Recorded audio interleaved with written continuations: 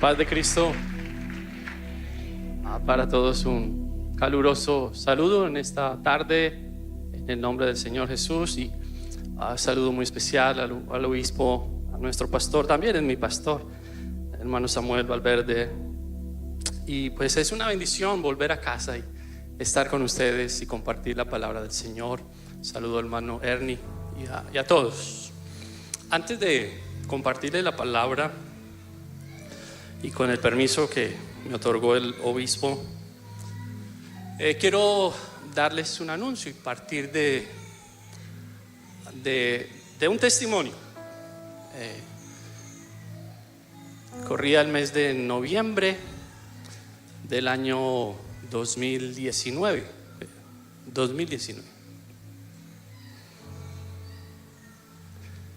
Y en medio de la pandemia y todo lo demás,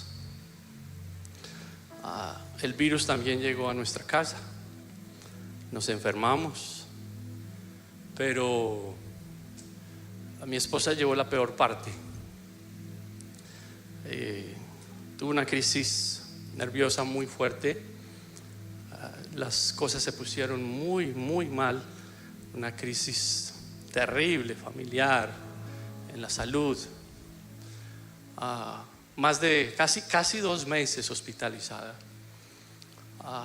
Se hizo insostenible poder seguir al frente de la iglesia. Así que entregamos la administración de la iglesia allí en Las Vegas para dedicarnos a asistir al hermano Samuel en las misiones y a esperar que Dios obrara un milagro en mi esposa. Y cuando pensábamos que ya todo estaba perdido, porque les confieso, la salud se vio tan afectada que pensé que la perdíamos. Pero en algún momento Dios metió su mano de poder, como Él solo sabe hacerlo, y restauró su salud. Y hoy está aquí completamente sana, completamente bien.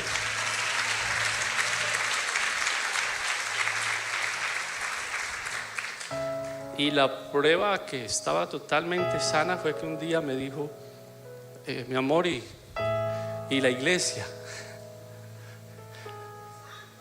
vamos a trabajar al Señor. Decidimos pedir permiso al obispo para iniciar una nueva etapa ministerial, en esta ocasión al sur de Las Vegas. Aquí pues tienen ustedes la información que quiero compartirles. Hemos empezado un nuevo proyecto, una nueva iglesia, a plantar una nueva congregación allí al sur de Las Vegas. El área metropolitana de Las Vegas es muy grande, tiene cerca de 2 millones de habitantes. Se compone realmente por 4 ciudades. Y les comparto esto porque sé que muchos de ustedes tienen amigos, tienen conocidos, tienen familia. Si usted quiere que algún familiar, algún conocido le visitemos, le compartamos la palabra, aquí están nuestros datos, el correo electrónico y el teléfono. A ustedes se los comparto con confianza, sé que no hay ningún problema. Así que aquí están nuestros datos para que si desean contactarnos, si tienen a alguien, con todo gusto nosotros vamos hasta donde haya que ir y allí estaremos compartiéndoles la palabra del Señor. Quiero rogarles sus oraciones por este nuevo proyecto ministerial. Ya tenemos como un mes predicando allí al sur de Las Vegas, y Dios ha sido bueno. Han estado llegando amigos, personas que estaban alejadas del Señor, y yo doy gloria a Dios por esto, y le ruego muy encarecidamente sus oraciones para que Dios siga haciendo su voluntad allí al sur de Las Vegas. Ya sabe usted, mire, le cuento esto finalmente sobre esto. Una señora llegó un día a uno de nuestros servicios y me dijo: pastor, aquí traigo un aporte, una ofrenda. Y me contó por qué había venido ese domingo y me dijo: pastor, yo he venido muchas veces a Las Vegas a derrochar mi dinero. Gracias a Dios aquí ninguno de ustedes ha ido a Las Vegas a eso. Y la señora me dijo: desde que me entregué al Señor, decidí que si muchas veces vine a derrochar mi dinero a Las Vegas, de ahora en adelante voy a seguir viniendo a Las Vegas, pero a dar un aporte para la obra del Señor. Así que esas son las cosas que Dios sabe hacer. Le ruego sus oraciones para que Dios siga haciendo su voluntad con nosotros y para que la salud de mi esposa siempre siga así y podamos servir al Señor, que es lo que amamos con todo nuestro corazón. Vamos ahora sí a compartir la palabra del Señor. Quiero invitarles un momento para que se ubique sobre sus pies. Y quiero transmitir este mensaje que he titulado ¿Qué extraño reino es este? ¿Qué extraño reino es este? Evangelio de Marcos capítulo 11 versículo 7.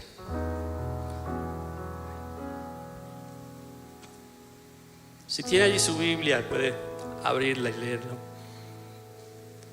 Marcos capítulo 11 versículo 7 dice: y trajeron el pollino a Jesús y echaron sobre él sus mantos y se sentó sobre él.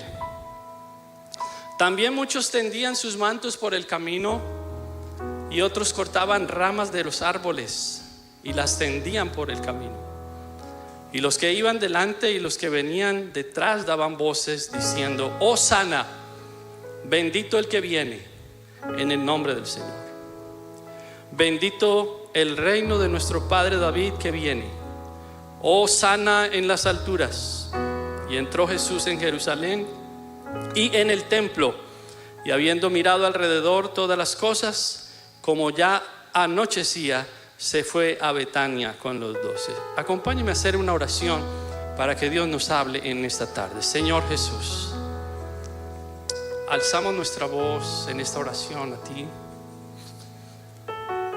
convencidos que estás en este lugar.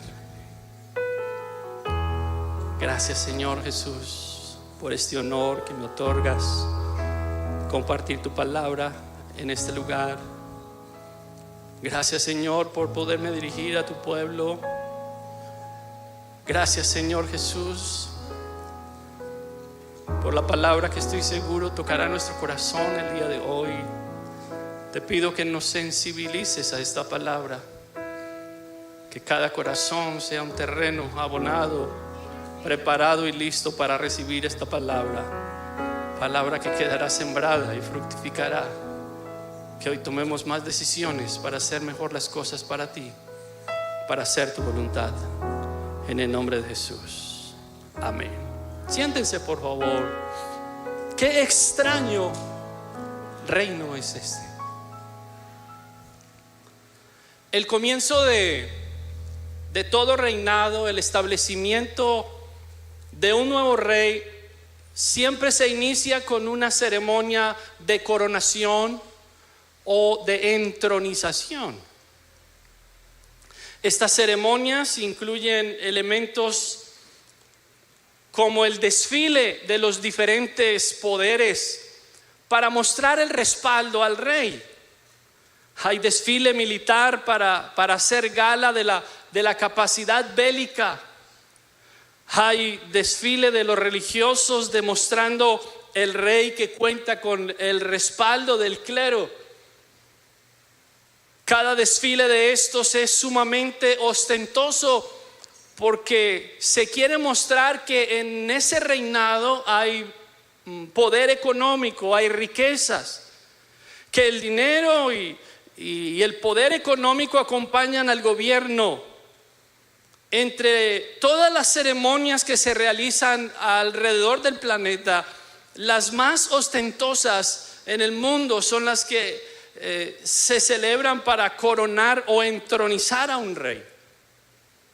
Aunque estas dos clases de ceremonias comparten muchos elementos en común, puede tener algunos elementos distintivos. Sobre todo, lo que más las diferencia es que la entronización no incluye el acto de coronación, pero los demás elementos son compartidos. Las ceremonias de coronación o de entronización de un monarca en la actualidad tienen las mismas características que las ceremonias del primer siglo. En la actualidad hay 25 países o territorios que siguen con una tradición monárquica y que practican esta clase de ceremonias en cada cambio de monarquía. La Biblia nos da muchos detalles sobre esta clase de ceremonias que se siguen practicando en la actualidad. Quiero ponerle una tarea para su casa. Hay una ceremonia que describe muchos detalles, está en 2 pasajes de la Biblia: segundo libro de Crónicas capítulo 23 y segundo libro de Reyes capítulo 11. Si usted quiere leer cómo era una ceremonia, allí está la ceremonia de coronación del rey Joás. Y les voy a compartir rápidamente algunos elementos relevantes de este pasaje bíblico. Por ejemplo, la Biblia dice aquí que los levitas se distribuían gran parte del trabajo como porteros. Otros sacerdotes tenían lanzas, escudos. El pueblo tenía armas e hicieron una calle de honor para que por allí pasara el rey. Para resaltar su poderío bélico, en ocasiones el rey ingresaba en un desfile saliendo de la puerta que se conocía como la puerta de los caballos, cabalgando sobre un hermoso corcel de guerra. Había trompeteros que anunciaban la entrada del rey, cantores, instrumentos de música, alabanzas que se escuchaban durante toda la ceremonia de coronación. El desfile pasaba por el templo, pero solo de paso, porque el punto focal al cual quería llegar el desfile era el palacio real o la casa del rey. Donde el rey se sentaba, allí era coronado, y luego de haber sido coronado estaría todo el tiempo de su mandato, de su reinado allí, y había una gran fiesta. El uso de la alfombra roja se remonta al siglo V antes de Cristo. Simboliza prestigio, aristocracia, lujo, opulencia. La alfombra roja se extendía para los reyes, y esto tenía una razón de ser. Sus sandalias adornadas con perlas no debían tocar el suelo. El suelo era considerado algo inmundo. Había polvo, barro, y el suelo no era para los reyes, era solo para los plebeyos. Teñir de escarlata una tela era sumamente costoso para entonces, por lo que solo los reyes tenían la capacidad de hacerlo. Así que tenía una connotación de una ceremonia con mucho estatus, con poder económico, y al colocar alfombras en sus actos de coronación y entronización demostraban que allí había dinero. Pero qué extraño es este reino. Este Jesús fue profetizado como el gran rey de Israel, y hace su presencia en Jerusalén, hace un desfile de presentación real, pero para sorpresa de todos, no es lo que ellos esperaban. Esta no parece ser la ceremonia como las que acostumbraba hacer el Imperio Romano, ni siquiera una ceremonia como hacían los reyes de Israel. Todo lo contrario, ese Domingo de Ramos, como es conocido, es como una caricatura de una ceremonia romana del primer siglo. Y permítame compartirle unos 3 elementos. El primero, el candidato al trono, aquel que viene en el nombre del Señor. Hasta ese momento Jesús estaba apenas empezando a ser considerado por algunos. Unos pocos estaban sospechando que Jesús era el Mesías. La gente lo escuchó autoproclamarse como tal, pero no le prestaron atención. Sin embargo, lo que hizo Jesús empezó a cambiar la mentalidad de la gente. Y sobre todo, el haber resucitado a Lázaro después de 4 días de estar en la tumba, hizo empezar a la gente a acercarse a Jesús y a pensar que ese sí podía ser el Mesías. Ese fue un milagro tan asombroso, tan impactante, que convirtió ese acto en el tema de conversación de todo el pueblo. La gente venía de muchos lugares a Betania a conocer a Lázaro. Era el hombre que todos querían ver, porque contaba un testimonio de muerte de 4 días y de cómo desde allá lo sacó Jesús de nuevo a la vida. Así que muchos empezaron a seguir a Jesús.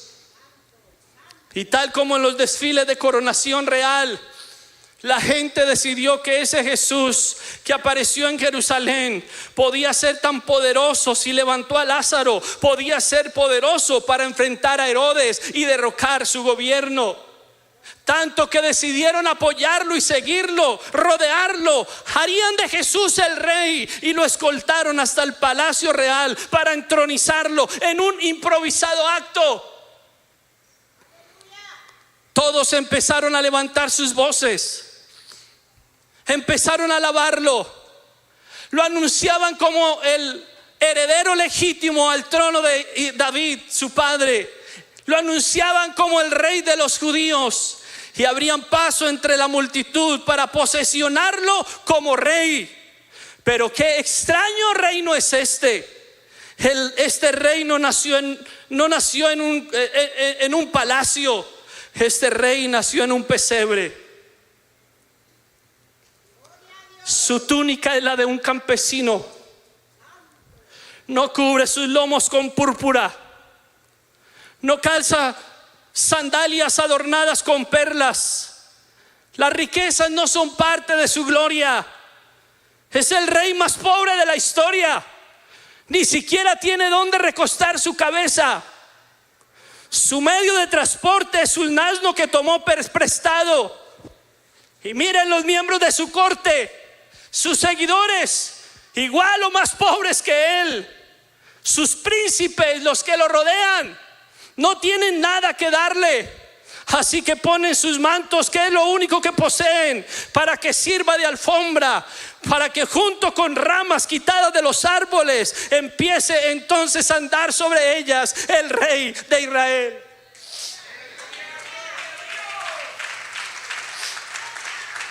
Por todos lados prevalecía la pobreza. No había lentejuelas, no había oro en las decoraciones. No había estandarte con banderas de seda. No había sonidos de trompetas de plata. Tampoco tenía fuerzas armadas. Qué extraño reino es este, sin un ejército que despliegue su poderío en el día de su entronización. Pero se equivocaron los que esperaban un reino político o un imperio bélico, porque este candidato al trono es el que venía en el nombre del Señor, el profetizado en el Salmo 118. Abrir las puertas de la justicia, dice el verso 19, y entrará por ellas. Alabaré a Jehová. Esta es la puerta de Jehová, por ella entrarán los justos. Te alabaré porque me has oído y me fuiste por salvación. La piedra que desecharon los edificadores ha venido a ser la cabeza del ángulo. De parte de Jehová es esto, y cosa maravillosa a nuestros ojos. Este es el día que hizo Jehová. Nos gozaremos y nos alegraremos en él. Oh Jehová, sálvanos ahora, te ruego, oh Jehová, que nos hagas prosperar ahora. Bendito el que viene en el nombre de Jehová. Desde la casa de Jehová os bendecimos. Jehová es Dios y nos ha dado luz. Atad víctimas cual cuerdas con los cuernos al altar. Mi Dios eres tú y te alabaré. Dios mío, te exaltaré. Alabad a Jehová porque él es bueno, porque para siempre es su misericordia.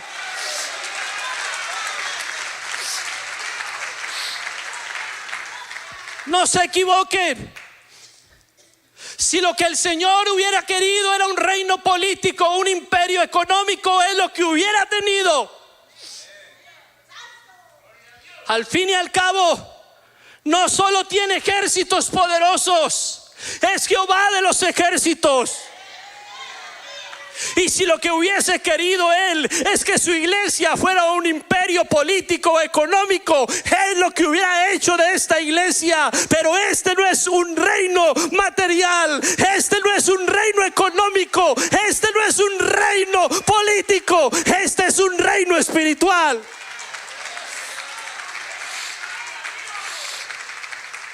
Y permítame decirle además, esta no es una ceremonia de exaltación. Lo que vemos en Jerusalén es una ceremonia de humillación. Pero aquí hay sabiduría oculta. Sabiduría que Dios predestinó para nuestra gloria. Una sabiduría que ningún sabio gobernante del mundo entendió. Porque si hubieran conocido la sabiduría que había detrás de estos actos, nunca hubieran crucificado al Señor de gloria. Esto es extraño. Lo que ocurre es paradójico. La majestad vestida de pobreza, lo sublime presentado como algo ordinario, la sabiduría oculta tras un misterio. Y este acto incluye la revelación de su nombre, pues está a punto de revelar el nombre del Señor de gloria. ¿Quién es este Rey de gloria? Hosana, que se ha exaltado, que se ha puesto en alto. Viene en el nombre del Señor. Ha venido a rescatarnos y a revelarnos su nombre. Este no es otro distinto. Es Jehová el fuerte y valiente. Es Jehová el poderoso en batalla.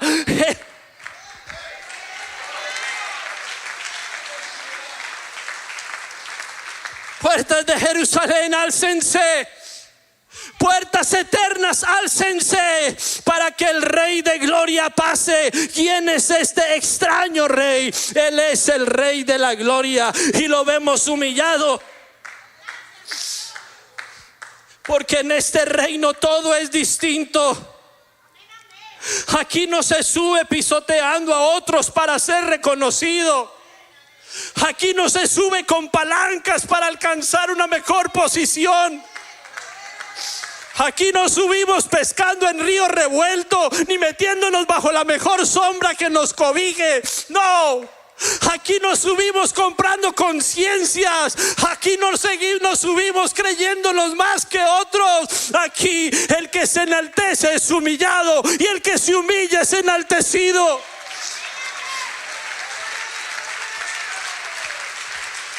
Por eso no se equivoquen, esta es una sabiduría oculta en un manto de pobreza, porque lo que está ocurriendo es que Él viene en nombre del Señor. Es el mismo Dios revelando su nombre a través de un acto asombroso de humillación, porque siendo en forma de Dios, no estimó el ser igual a Dios como cosa a que aferrarse, sino que se despojó de su gloria, se humilla ante sí mismo, porque no se puede humillar ante otro. Se humilla ante su creación y sigue su viaje de descenso. Baja hasta una condición humana, se sienta sobre un asno y hecho semejante a los hombres, para poder ser luego exaltado a lo sumo, y para que sea revelado su nombre, y ante el nombre de Jesús se doble toda rodilla de los que están en los cielos, en la tierra, y todos debajo de la tierra reconozcan que Jesucristo.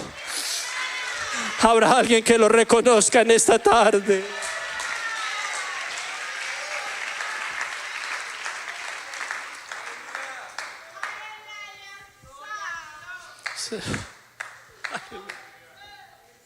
Él es digno, Él es digno.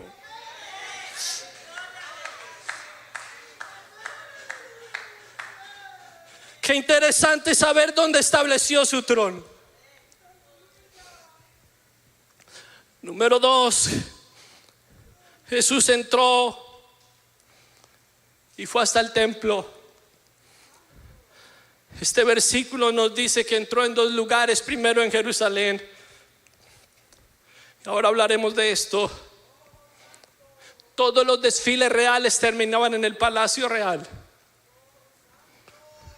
Después de haber pasado por algunos lugares emblemáticos que representaban los poderes políticos, espirituales, civiles, pasaban de largo por el templo o paraban en el templo para ser ungidos. Recibían el beneplácito de las autoridades espirituales, pero al final llegaban al lugar político y militar, al Palacio Real. Otra de las cosas que ocurría en un reinado tradicional es que el Palacio Real debía estar desocupado. Es decir, que ya no había un rey en él, ya sea porque el rey pasado había muerto, porque estaba entregando su poder o porque había sido derrocado por alguien más fuerte. Pero qué extraño reino es este. Este rey no desfiló hasta el palacio real de Jerusalén. Él cabalgó por las calles de Jerusalén, la ciudad real. Las puertas se alzaron para él, y el Rey de Gloria no acudió al palacio temporal donde todos los reyes iban. No fue al palacio del gobierno político, que era lo que todos estaban esperando. Siguió de largo y cabalgó hasta el templo. Ese es el lugar profético que corresponde a su verdadero palacio, porque su reino no es de este mundo, su reino es espiritual.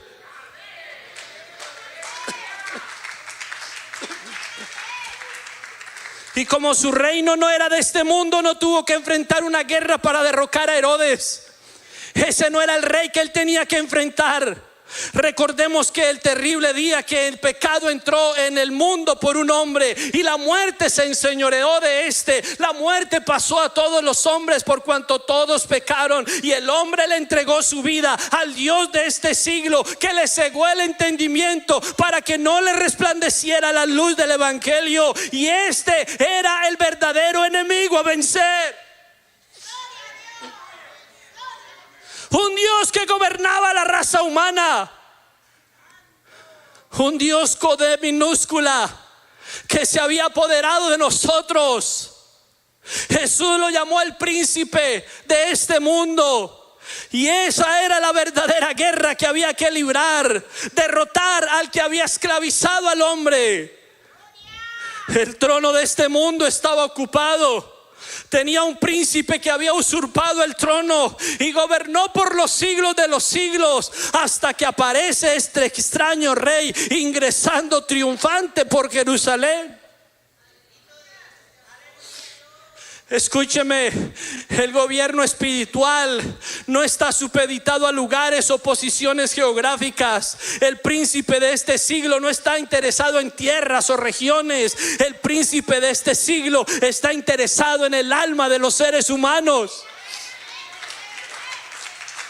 Y el hombre le otorgó a Satanás el derecho de gobernar en su corazón, y así dirigió sus intenciones, llevándolo de continuo al pecado, para que cruzara el umbral de la muerte en pecado y recibiera la muerte eterna. Pero aquella luz verdadera que alumbra a todo hombre venía a este mundo para libertarlo de la potestad de las tinieblas que dominaron por siglos y siglos, para trasladarlo a un extraño reino, el reino de su amado Hijo. La entrada de Jesús al templo estaba representando el retorno del hombre al reino establecido por Dios, en el que ya no habría una habitación de Dios en templos hechos por manos de hombre, sino que haría de cada hijo suyo el templo de su Espíritu Santo. Así que cuando llega Jesús al templo de Jerusalén, se dio cuenta que estaba ocupado, de la misma manera que estaba ocupado el templo espiritual en cada hombre, porque el Dios de este siglo había cegado el entendimiento de los seres humanos para que el evangelio no le resplandeciera. Había usurpado el trono del corazón del hombre, y lo hizo por siglos y siglos. No podía, óigame bien, no podía un maestro o un segundo Dios recuperar el trono, vencer el poder de la muerte, de las fuerzas infernales y a Satanás. Tenía que ser Dios mismo, Dios presente entre los hombres. Tenía que ser el Dios de los ejércitos quien lo hiciera.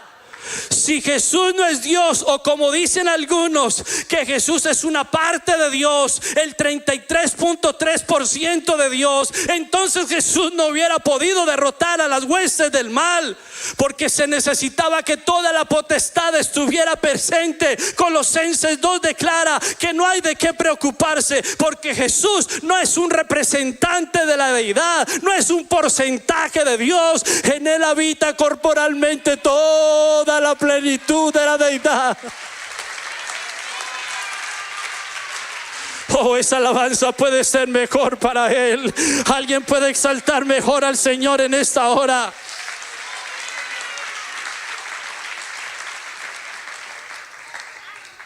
¿Y saben qué hizo con el usurpador? ¿Y sabe qué hizo con los imperios del mal que se habían apoderado del ser humano? La Biblia dice que lo que hizo Él a través de su sacrificio en la cruz del Calvario fue derrotarlos públicamente. Los exhibió triunfando sobre ellos en la cruz.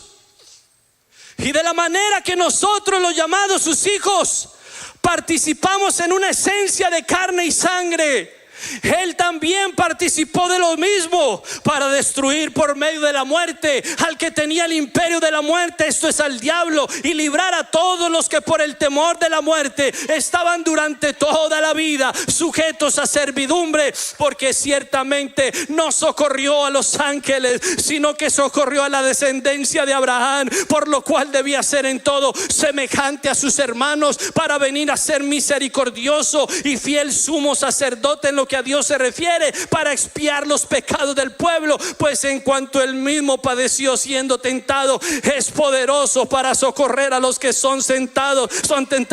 Bendito sea ese Rey de gloria, hosana en las alturas, sea puesto en alto.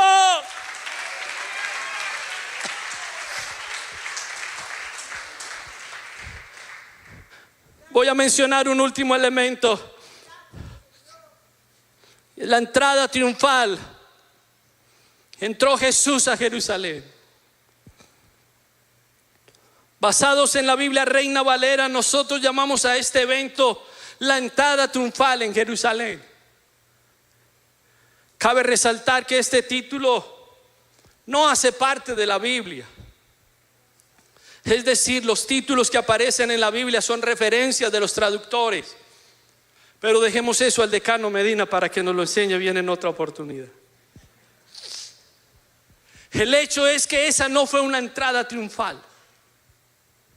Si usted le pregunta a un romano qué es una entrada triunfal, un romano le va a decir algo así como esto: una entrada triunfal, escúcheme bien, era un honor concedido a un general romano, quien había obtenido una victoria completa sobre un reino enemigo y había matado por lo menos a 5,000 soldados en la guerra.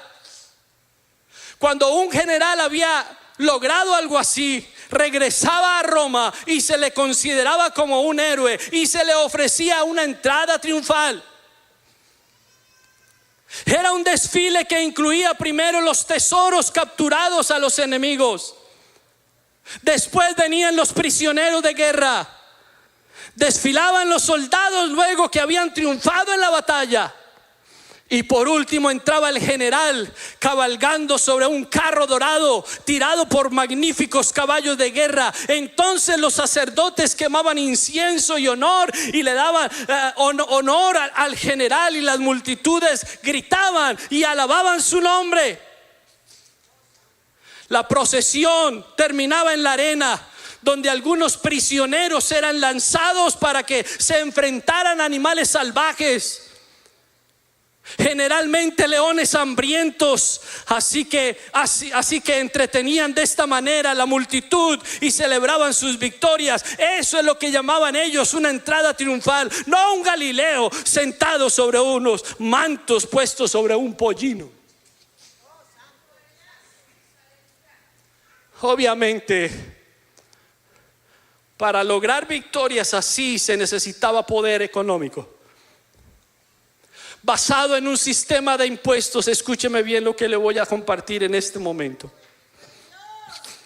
El dinero recaudado por los impuestos era el que permitía a las naciones tener ejércitos poderosos y dominantes. Alégrate mucho, hija de Sión.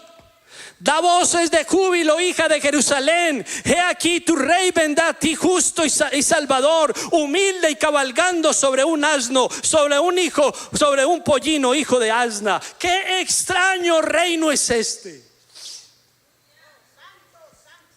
En este reino las riquezas, los impuestos y el dinero no eran parte de la gloria. Es extraño que este reino no se base en un sistema de impuestos. Todos son así. Pero este reino tiene un colector de impuestos. Nadie daba algo por imposición con el fin de fortalecer su reino aquí en la tierra. Todo lo que ocurrió con Jesús fue voluntario. ¿Sabe qué hacía la gente? Vendía sus posesiones y traía su dinero y lo daba a los discípulos para que ellos lo administraran. La gente se quitaba sus mantos voluntariamente para atenderlos al paso de Jesús. Sus seguidores daban voluntariamente para que el Señor continuara estableciendo su reino en la tierra. Uno prestó un asna, prestó un pollino, otros cuantos cortaron ramas de los árboles. Eso no costó nada, no fue exigido nada a nadie. Todo fue espontáneo, todo fue voluntario. Este es el reino de Cristo. Présteme bien atención a esto que voy a decirle. Este reino no subsiste con la imposición de un diezmo. Este reino no subsiste con la obligación de una ofrenda. Aquí todos damos voluntariamente, y no de lo que nos sobra, sino de lo que poseemos. Este es el reino de Cristo. Porque por gracia recibimos y de gracia damos. Y yo no sé usted, pero yo me siento orgulloso de pertenecer a este reino. Y como sé que nos ven muchas personas a esta hora, y líderes y pastores tal vez, permítanme decirles algo. Me tomo un atrevimiento. Seamos serios en la administración de la palabra. No le digamos a la gente que los diezmos los van a salvar. No le digamos a la gente que dar una ofrenda es un impuesto para alcanzar la salvación. Seamos predicadores de la verdad. Y no es verdad que ofrendamos para alcanzar el reino de Dios. No es verdad que hacemos pactos con Dios para obtener el favor de Dios. No es verdad que doy una ofrenda para mañana recibir 100 veces más. No damos diezmos y ofrenda para recibir el cielo como recompensa.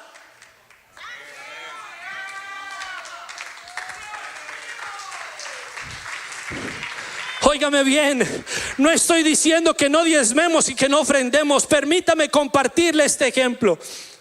Y no sé si mi hija me está prestando atención, creo que no.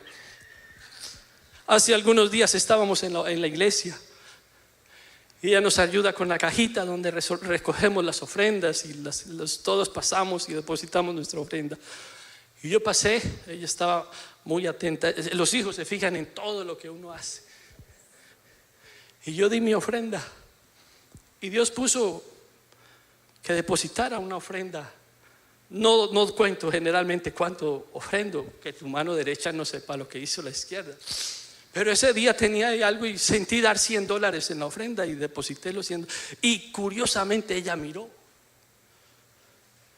Y cuando terminó el culto, antes de que estuviera terminando, se me acercó: papá, ¿por qué diste tanto de ofrenda?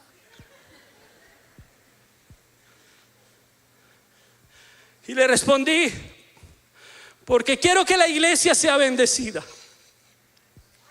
porque quiero que la iglesia crezca, porque quiero que el reino de Dios siga siendo establecido en la tierra, y además porque quiero que Dios me bendiga. Porque lo que sí es verdad es que Dios bendice al dador alegre.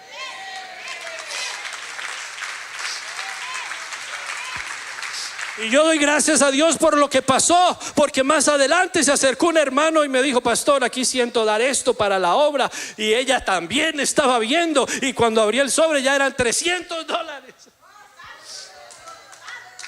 Y ella me dijo, pues si es así, voy a diezmar de todo de lo que Dios me dé. Desde entonces me tiene invadida la bandeja de mensajes de Cel. A cada momento llega un mensaje: Melissa te ha depositado 20 centavos. Melissa te ha depositado $2. Melissa te ha depositado $5 a tu cuenta. Y eso me dio la tarea de enseñarle a ella, y me permitió enseñarle a ella lo que es diezmar, ofrendar y dar para la causa de Dios. Y ella dice: de los regalos, de todo lo que desde entonces, lo que le dan la familia, lo que le da la abuela, lo que le da los papás, de todo diezma, porque ha entendido que Dios bendice realmente. Y ella me dice: papá, yo veo que cada vez que diezmo la cuenta sube y sube y sube.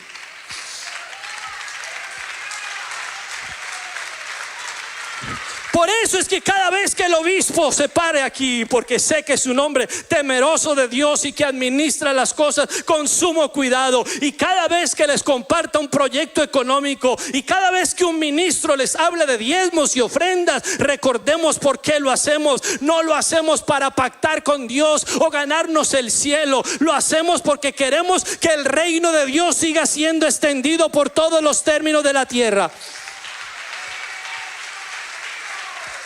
Tengo el honor de trabajar al lado del obispo en las misiones, y permítame decirle, no se imaginan las necesidades que hay en nuestras sedes de predicación. Tenemos 42 lugares y son 42 necesidades. ¿Y cuánto quisiéramos ayudar más? ¿Y cuánto quisiéramos desarrollar tantos proyectos y ayudar a nuestros pastores? Muchos proyectos se salen de nuestro alcance, del presupuesto de las misiones, pero le he pedido a Dios que alguien comprenda esta palabra el día de hoy. Somos el ejército de Dios aquí en la tierra. Luchamos por este reino, servimos a este reino, pero siento que podemos hacer mucho más. Creo que podemos ganar a otros más. Creo que podemos servir más. Creo que podemos ofrendar más. Creo que los que aún no diezman pueden empezar a hacerlo.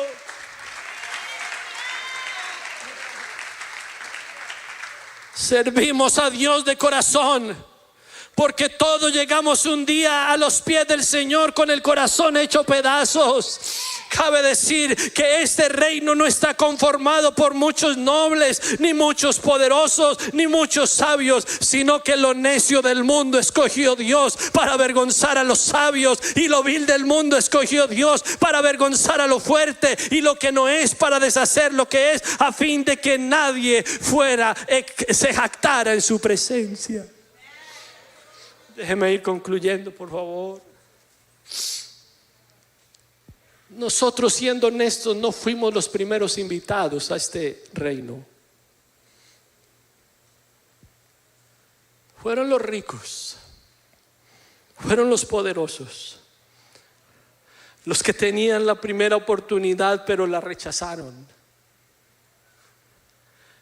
Y como a los suyos vino y los suyos no le recibieron, el Padre permitió que la casa se llenara de los invitados que venían de las calles: los pobres, los mancos, los cojos, los ciegos, los golpeados por la vida.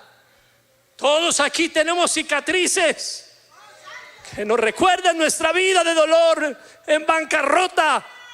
Así llegamos un día, uno con un vendaje, otro ciego, otro inválido, retorcidos, desfigurados, cojeando, lisiados. Así empezó a conformarse este reino.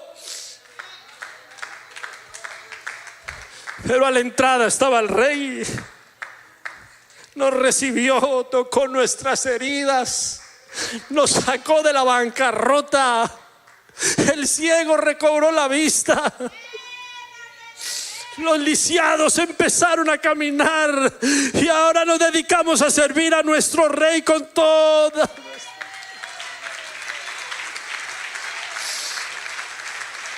Esté en pie, por favor.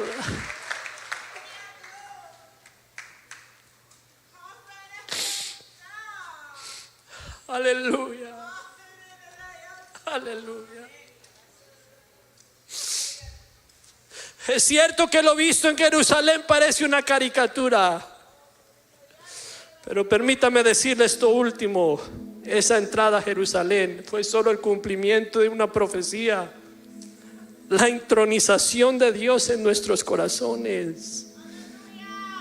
Es decir, que Él volvió a vivir en nosotros.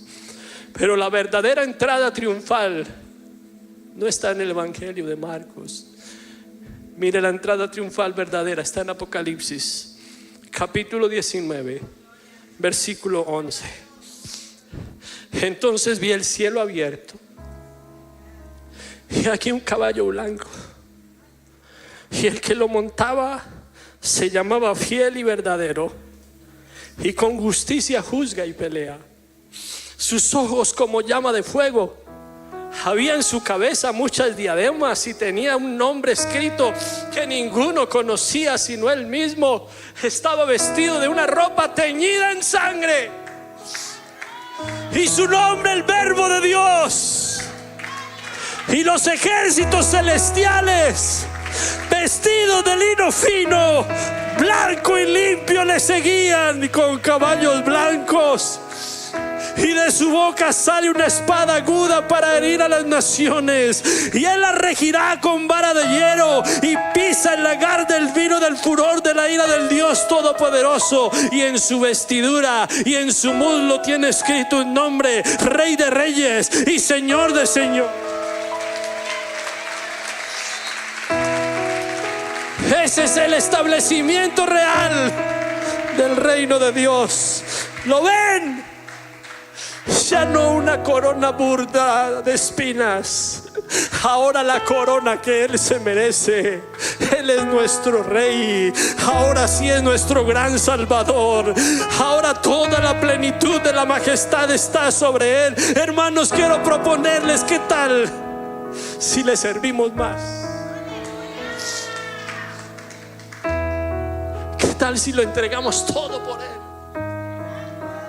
¿Qué tal si nos desgastamos por Él y lo que nos regale de vida se lo damos a Él? ¿Qué tal si lo que tenemos se lo damos a Él? ¿Qué tal si nuestra economía se la damos a Él?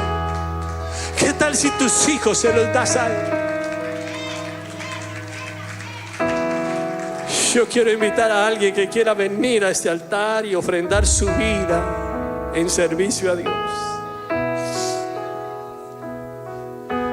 que quiera venir y poner su economía a los pies del Señor, que quiera poner a su familia a los pies del Señor.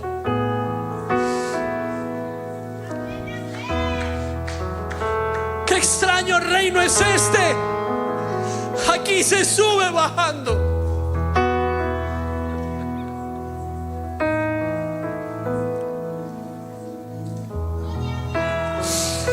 Aquí recibimos dando. Qué extraño reino es este.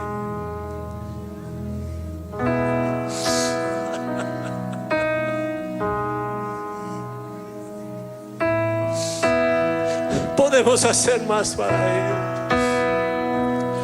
Podemos hacer más para Él. Podemos entregarle más a Él.